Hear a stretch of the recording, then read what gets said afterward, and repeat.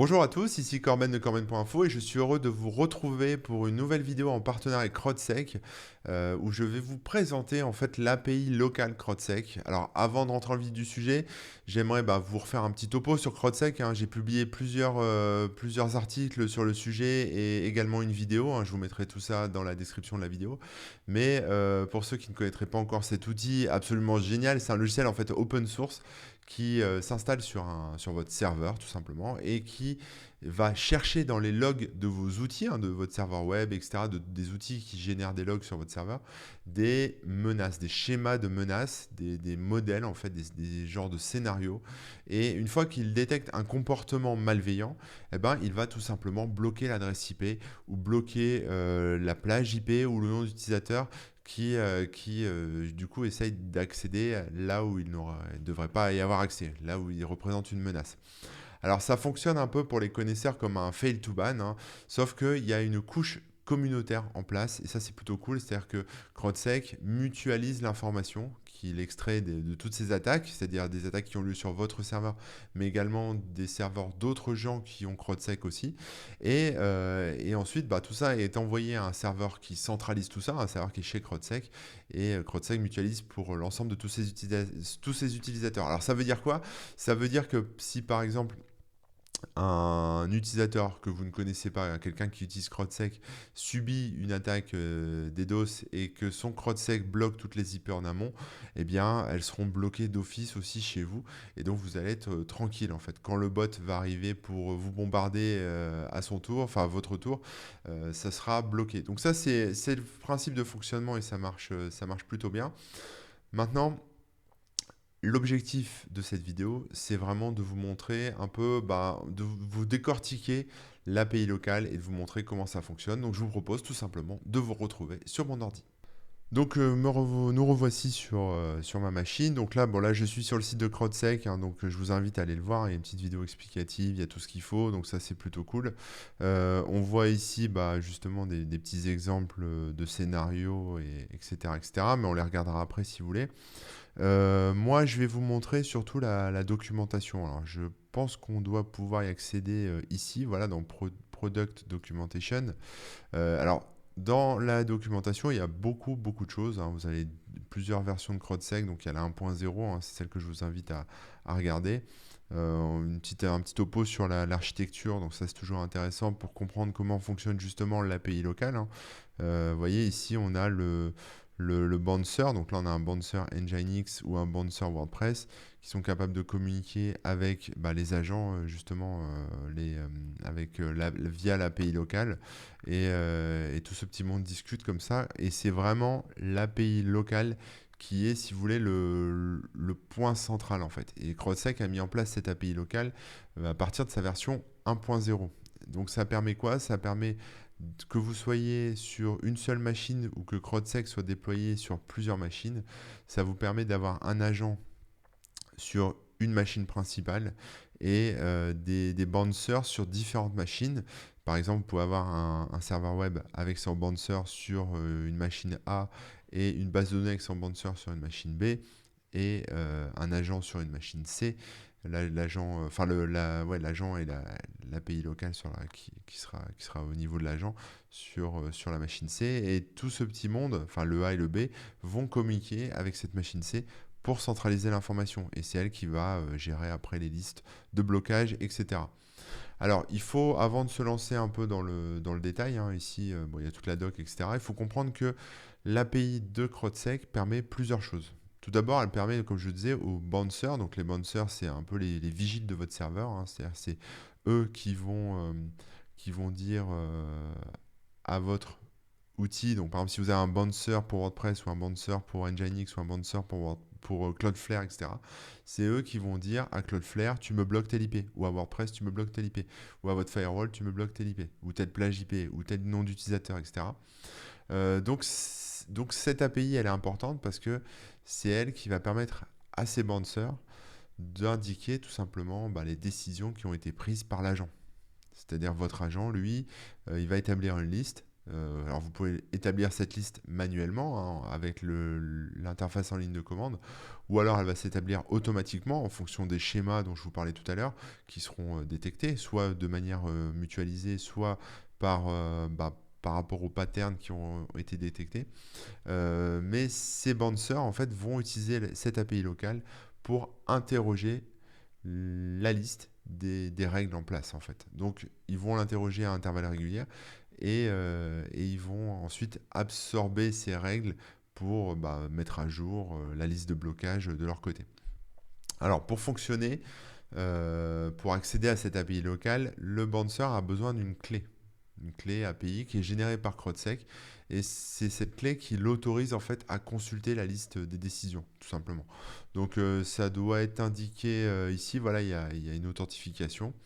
Donc voilà, le bouncer s'authentifie avec une simple clé API. Après, si vous avez plusieurs machines, il vous faudra en plus un login et un mot de passe. Et les machines pourront également créer des nouvelles décisions. Donc on peut aussi agir sur cette API en mode écriture, c'est-à-dire soit avec le client en ligne de commande, soit avec vos propres scripts, etc., ou votre propre code. Vous pouvez agir en écriture sur les décisions, donc c'est-à-dire créer des nouvelles règles, pousser des alertes, faire des recherches, récupérer des alertes, etc., ou même en supprimer. Donc ça c'est super pratique. Mais voilà, pour ça, il faut vraiment s'authentifier avec un login et un mot de passe en plus. Donc c'est plus sécurisé. Maintenant, comment est-ce qu'on utilise l'API? Alors je vais vous montrer un peu tout ça. Alors il y a toute la doc, mais moi j'ai ouvert un terminal ici, donc je vais zoomer un peu pour que vous puissiez voir en grand. Donc j'ai mon terminal qui pointe sur un de mes serveurs. Donc je vais partir du principe que votre CrowdSec est en place chez vous. Vous avez déployé déjà l'outil, qu'il tourne et qu'il n'y a pas de souci. Euh, si vous ne savez pas le faire, référez-vous à ma précédente vidéo ou à mon article là-dessus. Je vous expliquerai tout, il n'y a pas de souci là-dessus. Je vais mettre ça en description dans la vidéo. Alors pour vous authentifier au niveau de l'API, alors moi je vais le faire en ligne de commande, hein, mais il y a des choses que vous allez pouvoir aussi exploiter en code, hein, tout simplement. Donc on a un client qui s'appelle CSCLI. Donc je vous montre un peu, bon voilà, là il me sort tous les paramètres, hein. Et donc dans CSCLI, on a la commande bouncer qui permet de gérer les bouncers. Et donc on va créer un nouveau bouncer. Donc je vais faire CSCLI bouncers et je vais créer un nouveau bouncer. Donc je vais faire la commande add et ce nouveau bouncer, je vais l'appeler bouncer de test. Voilà, ça va être mon nom. Voilà, et là vous voyez, il me génère une clé API, tout simplement. Donc cette clé, il faut la garder parce que c'est elle qui va autoriser, qui va permettre l'autorisation justement à votre bouncer d'accéder à l'API. Alors bien sûr, ensuite, dans le code de votre bouncer, vous indiquez l'API. Ou alors quand vous importez un nouveau bouncer, il y a des bouncers tout faits, je peux vous montrer sur le site de CrowdSec. Quand on va dans le hub.crowdsec.com, on peut parcourir la liste des bouncers dispo. Alors il faut bien choisir la version de l'agent que vous avez. Donc là c'est la dernière, hein, la 1.09. Et ici on voit qu'on a des bouncers pour le firewall par exemple, pour Nginx, pour WordPress. Alors ces bouncers, ceux-là ils sont proposés par CrowdSec. Ils ont, on va dire, un script. En fait, ils ont un script d'installation. Donc en fait, cette étape que je vous ai montrée juste à l'instant de création de clés, ils le font automatiquement. Voilà. Mais si vous développez votre propre bouncer ou si vous avez besoin d'une nouvelle clé, eh ben, c'est comme ça qu'il faut faire. Il faut faire un CSCLI bouncers add et puis le nom de votre bouncer. Donc ça, voilà, déjà, une fois que c'est ça, enfin une fois que vous avez fait ça, c'est bon. Alors après, si c'est une machine que vous voulez enregistrer, parce que là c'est juste un bouncer, mais si vous voulez enregistrer une nouvelle machine parce que vous avez plusieurs machines, vous avez deux façons de le faire. La plus simple, c'est d'utiliser cette façon. Alors je vous montre, c'est CSCLI machines et vous ajoutez, alors là vous la nommez comme vous voulez, alors j'ai mis 2C, excusez-moi, je vais effacer, voilà, machine avec un C, et vous ajoutez votre machine. Donc moi je vais l'appeler machine de test pour rester cohérent, et vous faites tirer auto, et en fait là ça va ajouter, voilà, la machine de test à l'API locale. Et donc, il vous dit que les credentials, donc les identifiants, ont été mis dans ce fichier. etc crotsec local API credential.yaml. Donc, on va éditer ce fichier. Je vais vous montrer ce qu'il y a dedans. Donc, je vais faire un petit nano et je vais l'ouvrir. Voilà. Alors, dans ce fichier, justement, je peux récupérer ces informations-là. Mais en gros, j'ai l'URL d'accès au Bouncers. Alors, comme moi, il est en local, j'ai cette IP locale, mais il faudra bien sûr la changer. Alors, pas dans ce fichier, hein. Ce fichier-là, on s'en fiche un peu si vous voulez, mais quand vous indiquerez dans votre bouncer un accès, il faudra il faudra mettre l'adresse qui pointe vers votre agent. Donc, si vous avez votre bouncer qui est déployé sur une machine A et que votre agent tourne sur la machine B, il faudra sur le paramétrage de votre bouncer de la machine A indiquer l'adresse IP et le port de la machine B, tout simplement. Donc là, de la machine où se trouve l'agent. Donc voilà, mais là, comme on est en local, l'agent est sur cette machine, donc c'est bien du 127.0.0.1. Ensuite, on a le login, machine de test, et puis il nous génère un mot de passe. Donc il faudra le récupérer aussi pour pouvoir accéder au truc. Donc voilà, ça génère ça, donc c'est plutôt pratique. Après, si vous êtes sur une machine distante, vous avez aussi une autre méthode pour enregistrer votre serveur API. Je vais vous la montrer. Alors moi, je ne suis pas sur une machine distante, donc je ne vais pas la lancer, mais il faudra faire CSCLI, appeler l'API en utilisant le paramètre LAPI et utiliser la commande register suivi du paramètre "-u" et "-u" pour URL, hein, et derrière vous mettez l'adresse de votre machine où se trouve l'agent. Donc par exemple 192.168. Je sais pas, je sais pas. Voilà, vous mettez ce que vous voulez et vous faites entrer. Il va aller demander un enregistrement à votre machine CrowdSec principale, si vous voulez. Voilà, et une fois que c'est validé, une fois que c'est demandé, pour valider cette machine, la machine, il faut la valider. Donc vous faites un CSCLI machine. Donc là vous restez sur cette machine, voilà, sur votre machine où se trouve le bouncer, mais vous appelez la commande CSCLI machines et vous utilisez le paramètre validate et vous lui donnez son nom, machine de test. Voilà. Donc là, il l'a validé parce que de toute façon, il est en local, donc il n'y a aucun souci.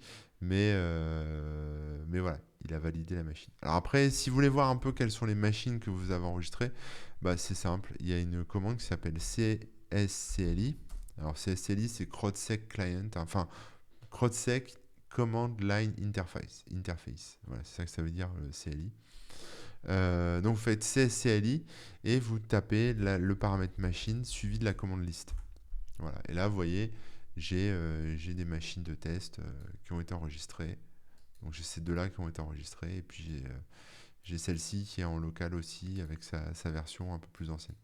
Donc voilà comment est-ce qu'on enregistre les machines. Bon, c'est pas très compliqué, mais c'est important parce que c'est ça qui va permettre justement au bouncer de pouvoir fonctionner.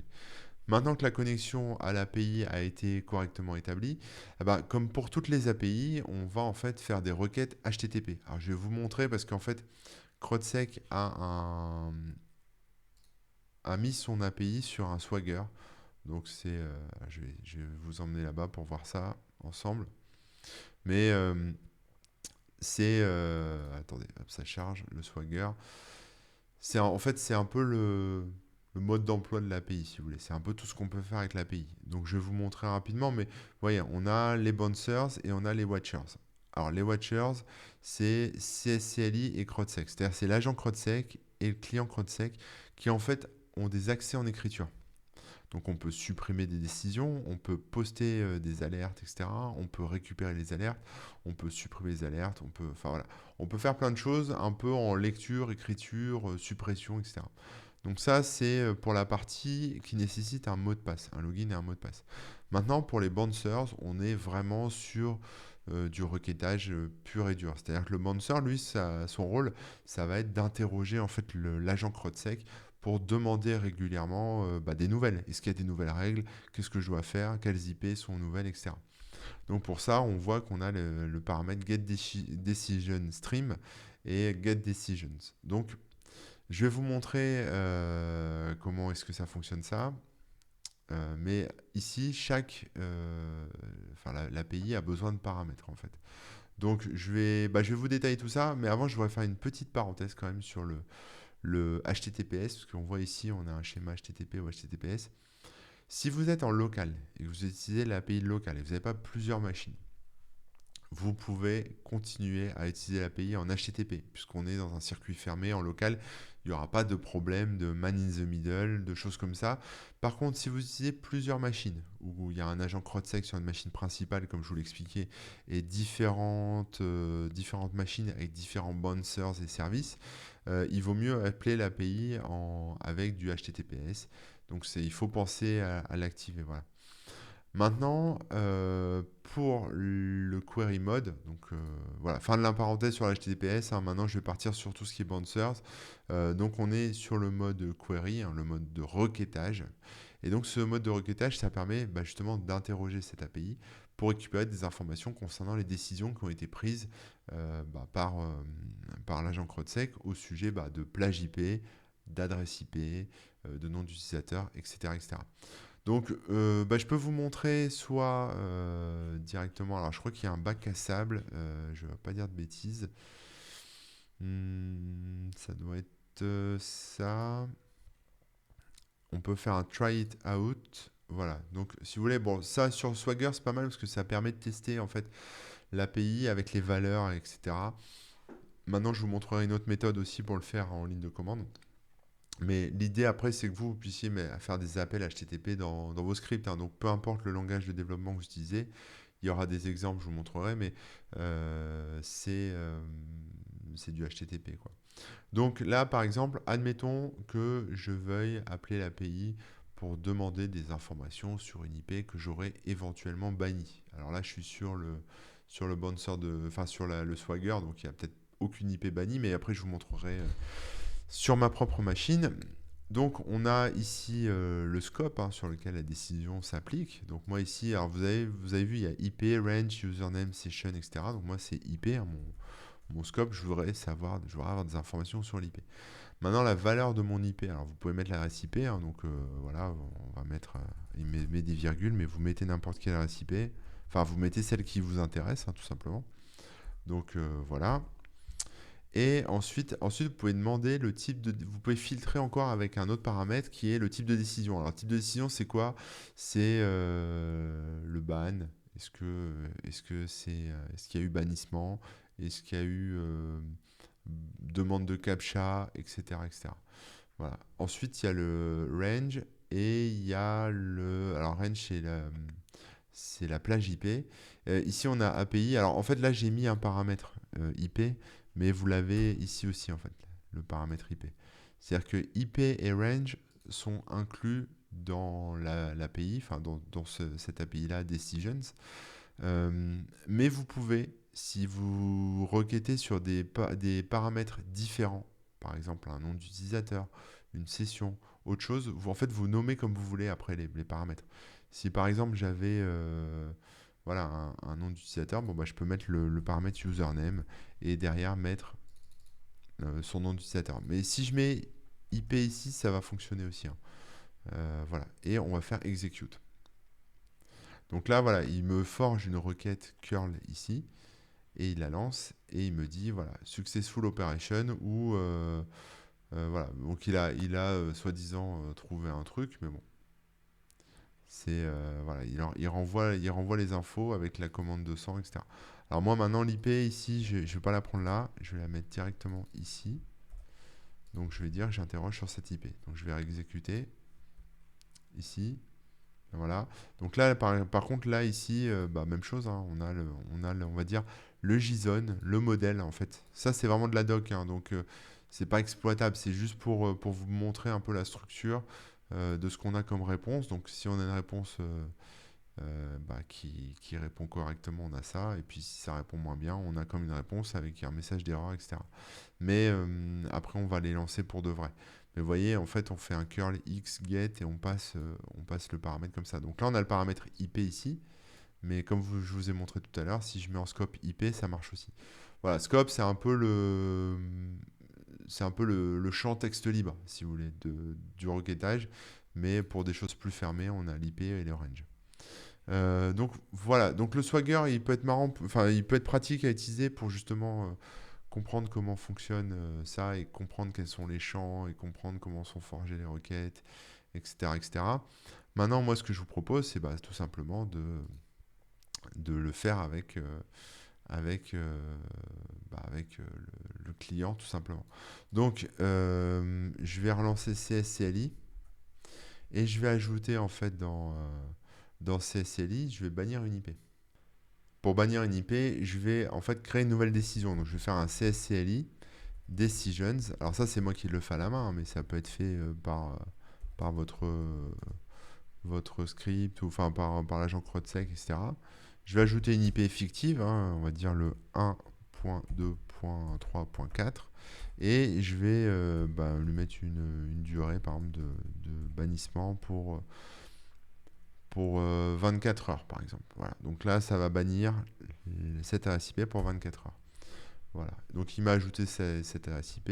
Je peux en mettre une autre si je veux, avec pourquoi pas. Alors, donc ça, c'est voilà, après, c'est vous qui voyez, hein. Ça, c'est des décisions qui sont rajoutées manuellement, hein, mais normalement, tout ça, c'est automatique. C'est juste pour créer les IP, pour qu'ensuite, vous puissiez voir comment est-ce que le bouncer va requêter tout ça. Donc là, si je veux requêter justement l'API, donc je vais me créer une nouvelle clé API. Alors, j'ai oublié de la noter tout à l'heure, donc je vais refaire une nouvelle clé API. Donc je vais créer un nouveau bouncer. Je vais l'appeler CCLI comme je vous ai montré tout à l'heure. Bouncer, je vais l'appeler add bouncer 2 par exemple. Voilà, donc j'ai cette clé API ici. Très bien, que je vais utiliser. Et je vais me la mettre de côté. Et on va ensuite... Hop, je me la note. On va ensuite tout simplement requêter l'info. Donc là, j'utilise curl, mais voilà, après, c'est forgé de requête HTTP, hein. Donc c'est vous qui faites ça comme vous voulez. Donc je forge ma requête HTTP avec curl, comme ceci. XAPI key, donc ça, c'est le paramètre pour dire que je vais utiliser la clé API suivante. Je ferme les guillemets. Et ensuite, j'appelle en fait mon API. Alors comme je suis en local, je mets HTTP et puis je me mets en localhost. Voilà. Le port, c'est bien évidemment 80-80 comme vous l'avez vu. Et puis ensuite, il faut appeler le chemin vers l'API. Donc comme on peut le voir ici, vous voyez, c'est v1/decisions. Donc je remets v1/decisions. Et ensuite, vous passez le paramètre. Donc par exemple, si je veux requêter mon IP, je vais faire IP égale. Et alors, par exemple, 192, admettons que je veux demander des informations, le bouncer veut demander des informations sur une IP ici. Alors celle-là, je ne l'ai pas bloquée, donc on va voir ce que ça donne. Faire entrer. Il me dit nul. Il me renvoie rien. Il se passe rien. Voilà. Il me dit nul, donc il m'envoie tout simplement promener. Maintenant, si je mets une vraie IP ici derrière, enfin celle que j'ai bloquée, 1.2.3.4, là il me répond quelque chose. Voilà, il me dit c'est pas nul.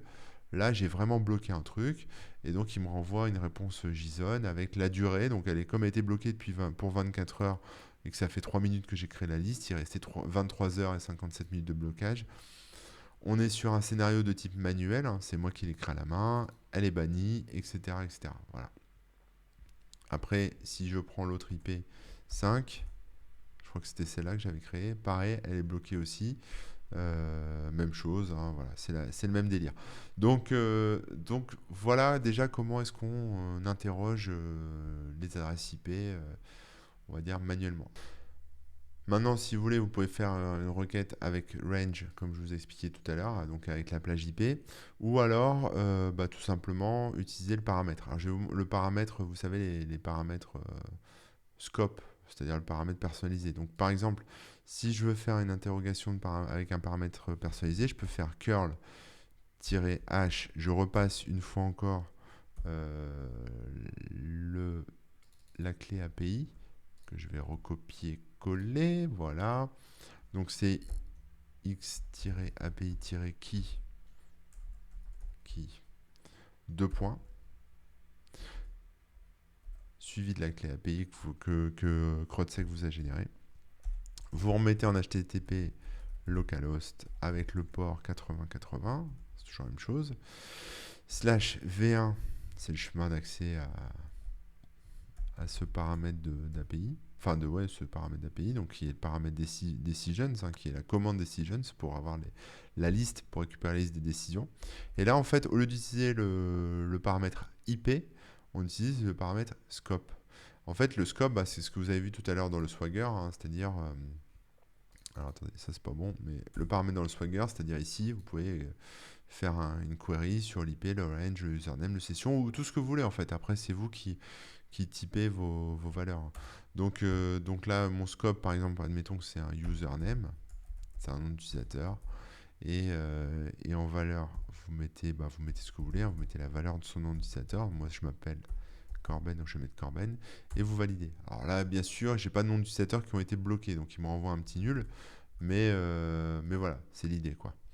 Donc c'est plutôt cool parce que ça permet comme ça, alors là je le fais en ligne de commande, mais ça permet comme ça, avec votre bouncer, d'interroger finalement les décisions sur des critères précis. C'est-à-dire, vous pouvez dire, est-ce que telle IP, elle a été bloquée? Est-ce que telle plage IP a été bloquée? Est-ce que tel utilisateur a été bloqué? On en est où de son ban? Combien de temps il lui reste à être banni, etc., etc. Maintenant, le bouncer, il faut comprendre qu'il quand il se connecte un peu, quand le bouncer débarque, il a besoin en fait de connaître les règles en place. Donc pour ça, on a le paramètre getDecisionStream. Donc ça, c'est pour récupérer le stream des décisions, c'est-à-dire le flux un peu des décisions en cours, si vous voulez. Donc on a ce critère-là qui est très basique, il n'y a pas de paramètre à part le paramètre startup. Alors ce paramètre startup, si vous le mettez, ça c'est marrant, je ne peux pas le passer à true, alors peut-être que je fasse tryout, voilà. Si vous le mettez à true, ça veut dire que c'est le démarrage de votre bouncer. Donc votre bouncer, il est en mode startup, ça veut dire qu'il va récupérer toutes les règles en cours. Voilà, il va tout reprendre. Depuis, comme s'il ne connaissait rien, il va récupérer les règles qui sont en place. Donc c'est ça c'est le mode de démarrage en fait du bouncer. Mais une fois qu'il est lancé, il n'a pas besoin de tout récupérer, il a besoin de récupérer que ce qui est nouveau. Donc là, il n'y a plus besoin de mettre le paramètre startup à true. Voilà, tout simplement. Donc je peux vous montrer un peu ce que ça donne en ligne de commande. On va faire encore la commande, on va encore appeler la même chose avec curl.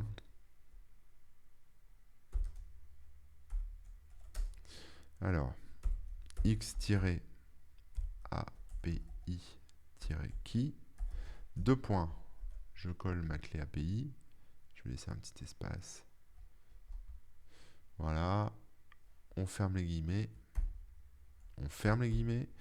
et on se remet http localhost 2.8080 suivi du v1 slash. Alors là, on est toujours sur decisions, mais on n'est plus sur le paramètre, vous savez, on n'est plus directement sur la décision. Là, on est sur le stream. Et vous voyez ici, par exemple, alors on voit les URL ici en fait. Quand j'étais sur decisions, j'avais que slash decisions. Pour stream, c'est slash decisions slash stream. Donc là, c'est la même chose en fait. Je fais slash decisions slash stream. C'est pour ça que c'est pas mal de se référer à la doc sur Swagger, parce que ça donne la structure de l'API et on n'est pas en train de tâtonner, etc. Donc maintenant que j'ai mon paramètre stream, si je veux récupérer toutes les règles qui sont... c'est la première fois que je lance, je vais rajouter le paramètre startup. Startup égale true. Donc là, je lui dis, ouais, tu démarres, tu récupères tout. Voilà, donc là, il me récupère toutes les règles en place. Voilà, donc j'en ai pas mal visiblement, voilà, avec plein d'IP, parce que j'ai mon CrowdSec qui tourne depuis un petit moment, donc voilà, il me récupère toutes les IP bloquées, enfin toutes les règles en place. Voilà. Maintenant, admettons qu'il se passe des choses, on laisse passer un peu de temps, etc.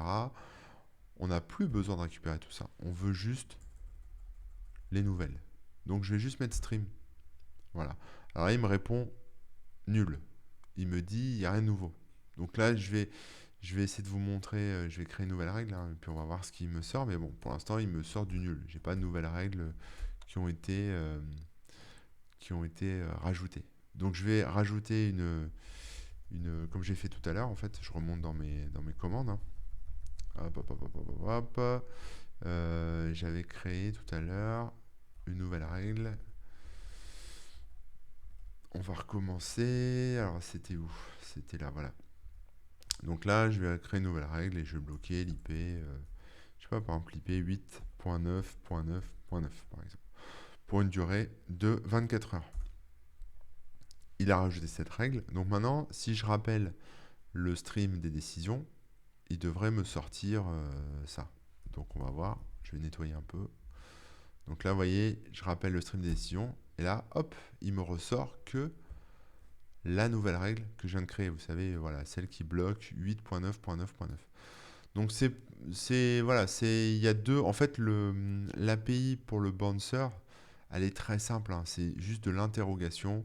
C'est donne-moi des informations sur telle adresse IP, telle plage IP, tel nom d'utilisateur, etc.